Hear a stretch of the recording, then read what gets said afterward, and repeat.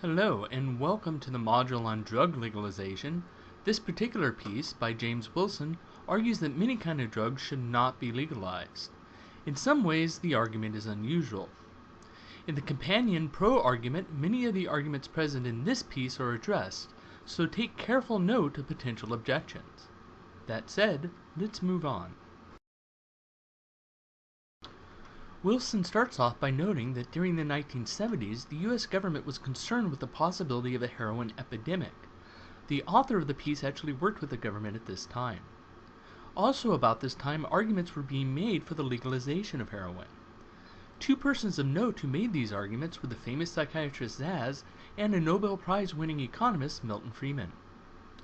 Wilson says that arguments for legalization are typically of two types.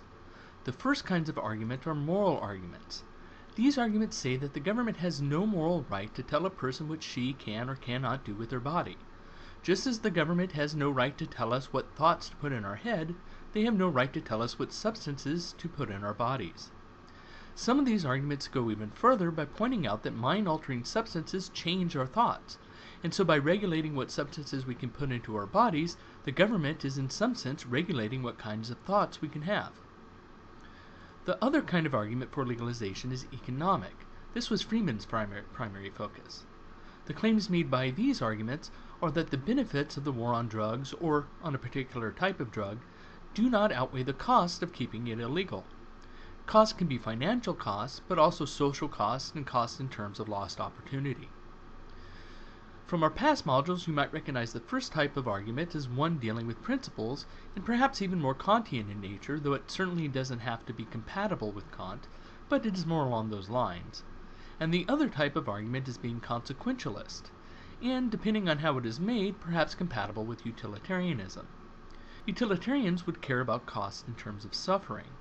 In terms of economics, they would care about how money could be spent to alleviate suffering, or, in some cases, how it might end up being spent to make suffering worse. Wilson points out that today, by which he is referring to 1990, the time he wrote the paper, there are roughly the same number of heroin addicts as there were in the 1970s. So what happened to the predicted heroin epidemic? Wilson thinks that the fact that the heroin epidemic didn't occur is worthy of notice and examination. In other words, the fact that the number of heroin addicts remained roughly the same means that the predicted epidemic did not occur, and Wilson thinks that it is worth asking why it didn't occur. His belief is that the heroin epidemic didn't occur because we kept heroin illegal. During the intervening time, he says, a number of things came to pass. Overall, there came to be fewer new heroin users. Some evidence for this was the fact that those admitted to hospitals for heroin-related conditions went from an average age of being in their 20s to an average age of being in their 30s. This indicates that heroin was gaining fewer new recruits, and that therefore the population of users was getting older. Also, heroin use in many inner-city areas dropped. For example, heroin use in Harlem dropped from 8% to 3%, and when potential users were asked why they chose not to use heroin, they gave three main reasons. First, costs were too high. The street price rose a great deal from 1973 to 1975. Second, they listed trouble with the law. And third, they listed health problems. If we look at these reasons, costs were too high, trouble with the law, and health problems, Wilson thinks that we can see that they are all tied to law enforcement. That's to say, keeping heroin illegal. Why is this? Well, trouble with the law is of course clearly a result of law enforcement. By keeping heroin illegal and enforcing these laws, anybody who used, purchased, or sold the drug would risk severe penalties. But how about the other two problems? The street cost of drugs being tied to law enforcement might seem less obvious on the surface, but Wilson believes that this is tied to law enforcement too. This is because the more drugs that are confiscated during drug busts, the less supply there is. Then the law of supply and demand kicks in. With the same demand and less supply, prices rise. In addition, prices may rise because of increased risk to smugglers and dealers who need bigger potential gains as incentives to take the risk associated with smuggling or dealing drugs. Drug dealers deal drugs not because they love the drug trade, but because they want to make money. If the risk and rewards for another business look better to them, They will therefore move on to something else. The least obvious connection is the third issue, health problems, but Wilson believes that this too can be tied to law enforcement and the illegality of drugs. If heroin were legal, presumably clean needles would be legal to purchase. But sharing and reusing dirty needles is a primary cause of disease for heroin users. Likewise, illegal trade in heroin would reduce the likelihood of the drug being cut with a poison or of it having a purity that the user is unaware of.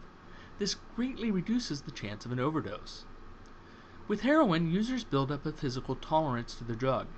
Addicts regularly take in many times the amount of the drug that would have killed a person who had never used the drug before. The difference of a few grams can mean life or death. So imagine a user from a source that has been selling 50% pure heroin, then running across a batch that is 75% pure. If this user injects the same apparent volume of the drug within the syringe that she or he is used to, she or he is now getting 50% more heroin. That might easily kill him or her.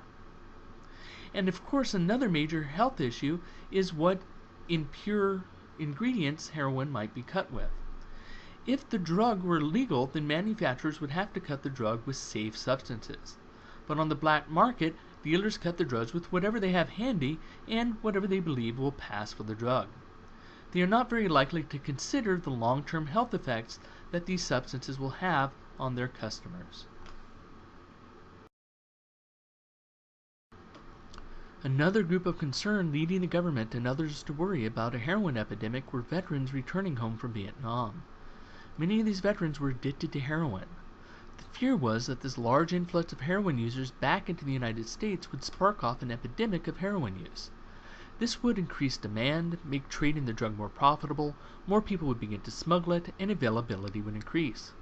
Along with increased availability would be new recruits to the drug.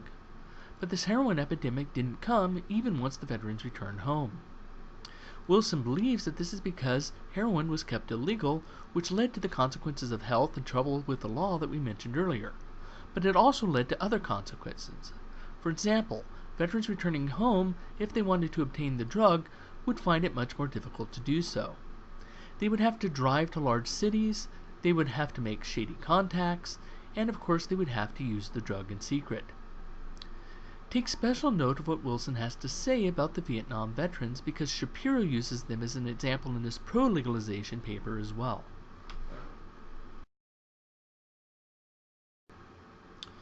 Wilson says that currently, and remember that when he says currently we mean 1990, there are roughly 500,000 heroin users. He also points out that this is roughly the same number we had in the 70s. For those who are interested, a little bit of quick research shows that in 2012, the National Institute on Drug Abuse gives the estimate of 669,000 heroin users. The number has been climbing recently, but very, very slowly. Wilson also points out that in England, where it was partially legalized, they did have a heroin epidemic. In England, it was partially legalized in the sense that doctors could prescribe it with little control.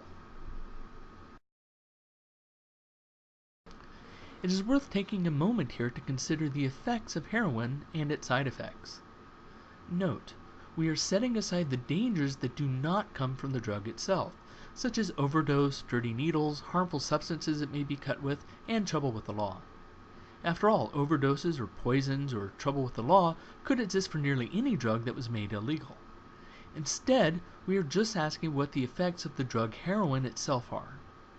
The primary effect of heroin is the drowsy euphoria it causes. This is the sensation for which people take the drug in the first place. But what are the major negative side effects of the drug? These are constipation and sexual side effects, such as difficulty becoming aroused and so forth. Also, it may be worth noting withdrawal symptoms. But it is also important to note that this is not a side effect of the drug, it is a side effect of ceasing to take the drug. The withdrawal symptoms of heroin are said to be about as bad as going through a severe flu that lasts for about 2 weeks. We will talk about this more in Shapiro's paper.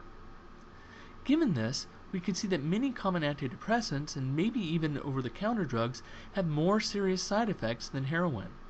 Indeed, opiates like heroin are, in general, much less toxic than drugs like alcohol when considered just on their own. Wilson asks us then to consider what would have happened if we would have followed Friedman's advice and legalized heroin. He says heroin would have become 95% cheaper, that there would not be a risk of it being cut with poisons, that users would have sterile needles, that people would not have to travel far to get heroin, and that there would really be few financial or health reasons not to do heroin. Notice that Wilson is saying that these would be bad consequences. This is because there would be more heroin users. This means that heroin use for Wilson is bad for reasons other than medical or financial harm that it does to its users. We will see more about this later. Now, this might seem like a counterintuitive argument. After all, many of the reasons listed above are reasons people often give for legalizing drugs. If drugs are cheaper, it is often argued that that means that there would be less crime because people would not be stealing to support their habit.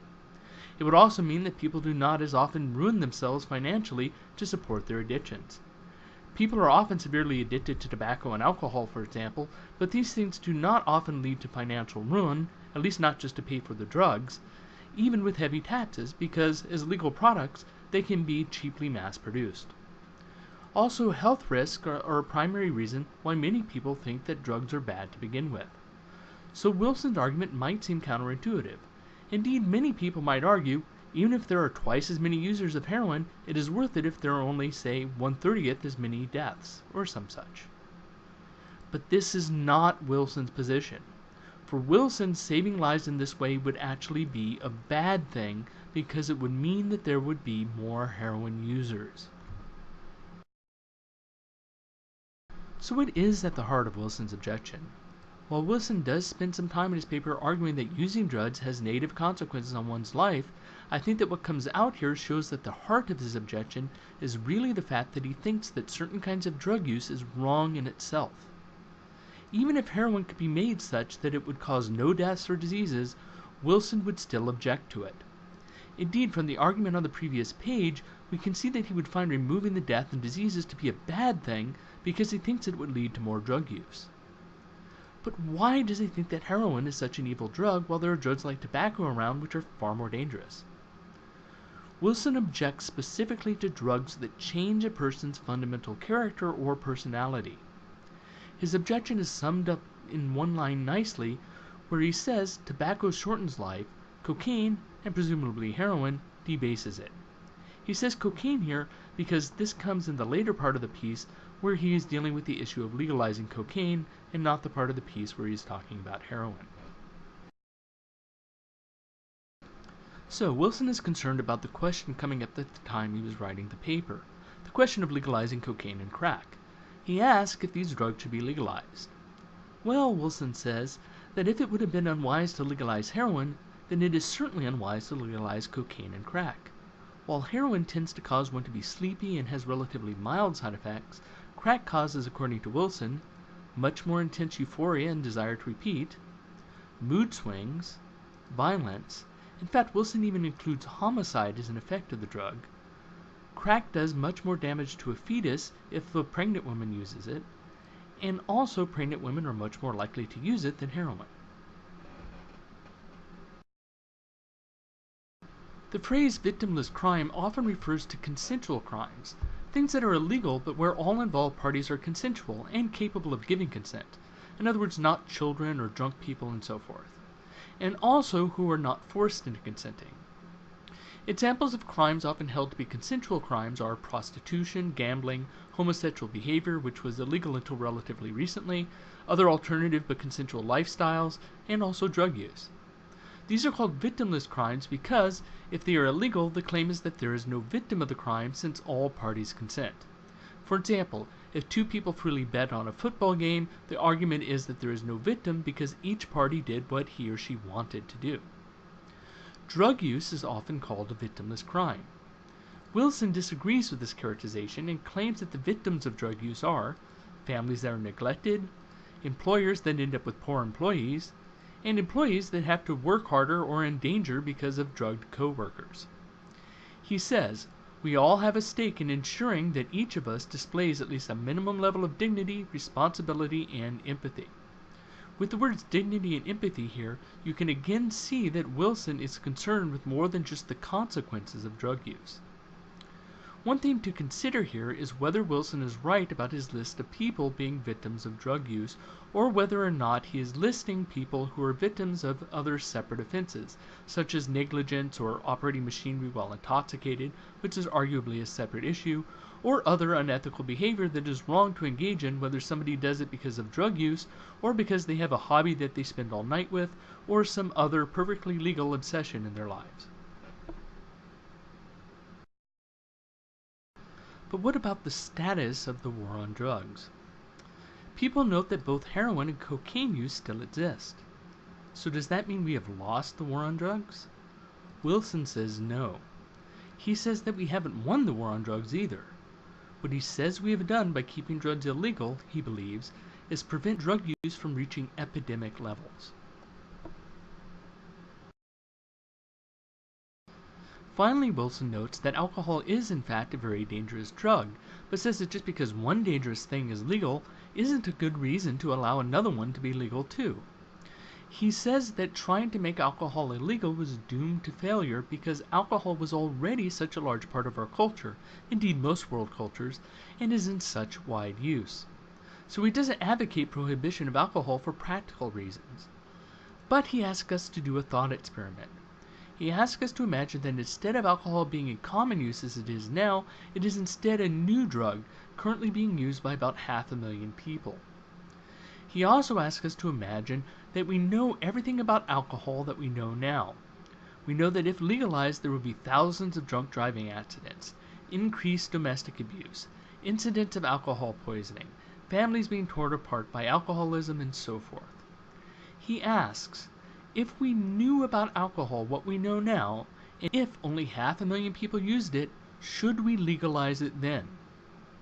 If it wasn't such a large part of the culture as it is today, but instead was in the same position as heroin, and he believes can be controlled by keeping it illegal, would it be wise to make alcohol legal knowing what we know now?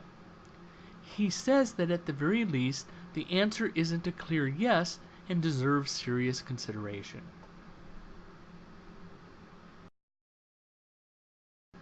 And that ends this presentation. Again, try to remember the arguments given here because many of them will come up in one way or another in Shapiro's pro-legalization piece. Until next time.